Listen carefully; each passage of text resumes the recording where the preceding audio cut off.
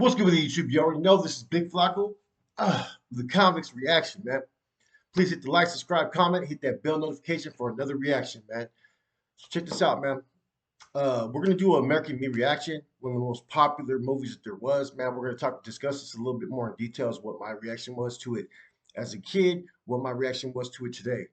So American Me, man, one of the movies that probably had the biggest um, counter counterproductive result in what its true intentions were. I think this movie gave more life to the MA, more life to all these organizations, more life to the Sudanese movement than any other movie.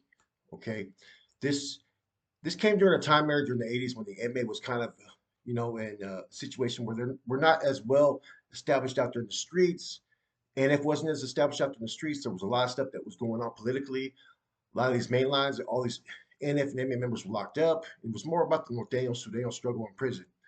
Now, this movie in general, in my personal opinion, came out at a crucial time. The same time this movie was coming out was the same time when a lot of old school metals were enforcing the taxes out there on the Gaias. You know what I'm saying? So this movie put the MA on a pedestal up here as opposed to everybody else in the streets. Therefore, all the Sureño gangs started to really align themselves under the MA's umbrella. Now, they were always under the MA's umbrella. It's like as far back as probably like the early 80s, late 70s. But this pretty much sealed the deal. Okay. This gave them a lot more influence, a lot more power, a lot more structure. And all these movies were having a key part at this time. The Crips, the Bloods. We had the '91 riots with what's his name, Rodney King. You know, there was tension amongst black and Hispanic gangs. A lot of stuff was going on during this time era. And this pretty much, like I said, this movie had that's my reaction to during that time period. Now, as a kid, it had the same effect up north, man. Everybody started to dress like cholos. Everybody used to fucking mimic certain parts of the movies. Everybody wanted to be fucking Santana. You know what I'm saying? Everybody wanted to be that shot caller. Everybody wanted to be down for the guys out there in the streets. You know what I'm saying? Representing their people. I mean, it's just that a lot of us did not know at that time that there was a lot of misleading parts of this movie, which I later found out years later. But as a kid, my first reaction was, man, I wanted to be a gangster like this dude. Okay, look at JD. I could be like JD, man. Fuck it. You know what I'm saying? Get my leg shot off. You know what I mean? You know, those were all fucking things that people were thinking at that time. Everybody started to dress the same. You know what I mean? Button down shirts and all that. Fucking, they started wearing their state outfits. you know, and to this day, people will fucking sometimes comment towards me like, "Oh, there goes Miklo, there goes JD," in reference to those movies. You know what I'm saying? Just because of the lifestyle that I lived. Now, my reaction to this movie overall is that, like any movie, it's a very entertaining movie. There's some true parts to it, but there's a lot of misleading parts. And the end result was several people got killed out there. Several people that worked on it, several people that assisted, and it was pretty much, like I said, during a time era when, what I'm saying, the MA had yet to really establish its control out there in the streets. I think it helped influence their power, to be honest with you, straight up. And I think that all these movies, Colors, Boys in the Hood, Bled In, Bled Out, all fucking really had a big part in fucking bringing that game lifestyle to a whole different era in the '90s. At first it was the black gangs that really started to get big, and there was a lot of, as far as up north, there was a lot of dudes that would, what I'm saying, try to be Crips and Bloods that were Mexicans at the time. That's the fucking goddamn truth. It depends what area you were in. There were some areas where there were traditional still Norteños and whatnot, but at that time there was a lot of dudes. Then all of a sudden, American Me came out, Blood In, Blood Out. People's uncles started to get out. People got out of YA. Next, you had this strong push for the North Day out there in the streets up north. Okay, now American Me. Now I watch this movie at least once a year. You know what I'm saying? And there's parts of it that really kind of upset me. First of all, the part when they're in the meeting, they have their lawyers bring them all together for court, right? Which is something that they really used to do back then. Um, when they said they're nothing but a bunch of lame farmers from up north. See, that was basically used as a reference to what Mundo used to say about them. Mundo Mendoza. He used to always refer to them as lame farmers and whatnot. The truth of it is that most of the NF members that started it were from down south. So there was no north or south at that time. You had some heavy hitting MAs that were up north. All the fucking founding members were basically from down south. I think the first NF member that was from up north would have been either Black Bob from Gilroy, or what's his name, Peanut from Stockton. Okay, and then you had others to follow behind them, like Hobo and Fig and so forth. Man, there was no north or south like they created in the movie. Second of all, the scene where he's getting fucking punked in juvenile hall is raped. That would have never happened. He would have never been accepted into that organization. Okay, that was really a key part of it. Okay, and the third part, when he gets killed thrown over the chair, as we all know in the movie, it shows that the MA, his own people, did it. But technically, that was the NF that did it. Now I get why Edward James almost maybe did this scene right, like this, right? And I didn't think about it till someone's dad mentioned it. It was to show how backstabbing that lifestyle is. You know what I'm saying? Um, and there's other small parts to it. You know, uh, Joe Morgan was actually from fucking from Maravilla. You know what I mean? He got shot, I think during, what was it, a bank robbery or something like that. They never were partners on the streets. They became partners in prison. Morgan didn't become a member till like 67. He wasn't an originally founding member. You know what I'm saying? The part of why they were established is true. But under what direction were they established? You know what I'm saying? You know, uh, as far as everything else, the scene where the brother killed the other brother, that actually scene did happen, but actually it was the NF that did that. It was actually a dude from Chino, Chicken Legs, Daniel Lozoya, the same one that killed Fat Cat. He actually killed his own brother as well. You know what I'm saying? And I don't know what the circumstances were under it, but I was told this by several old school NF members. You know what I mean? I talked to Fig, and he said that him and Bobble, when they were in Folsom, they actually sent American Me actually sent the script to them and asked for their opinion and asked them they tried to bring them into a meeting. They said that they walked into the meeting all drunk off Prune. They're fuck you guys. We got nothing to say to you guys. This was in Folsom.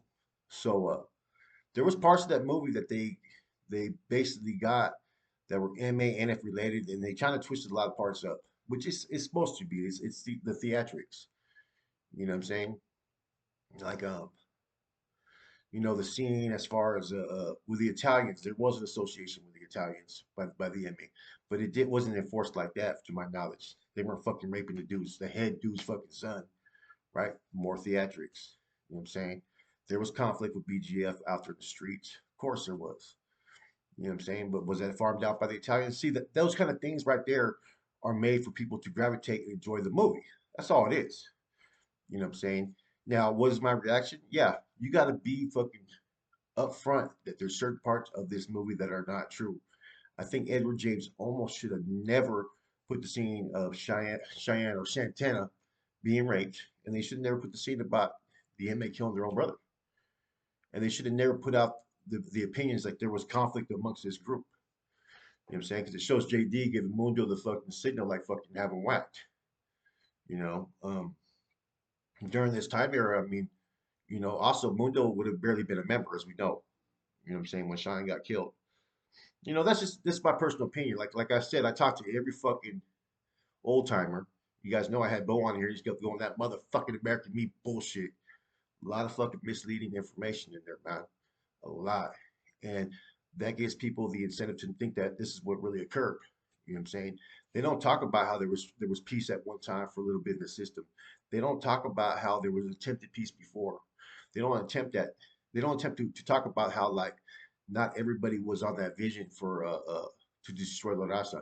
They should have showed more about the truth about how these relationships formed amongst the BGF and BGF and NF and MA and AB. You know what I'm saying? How did that alliance start? And what was their working relationship?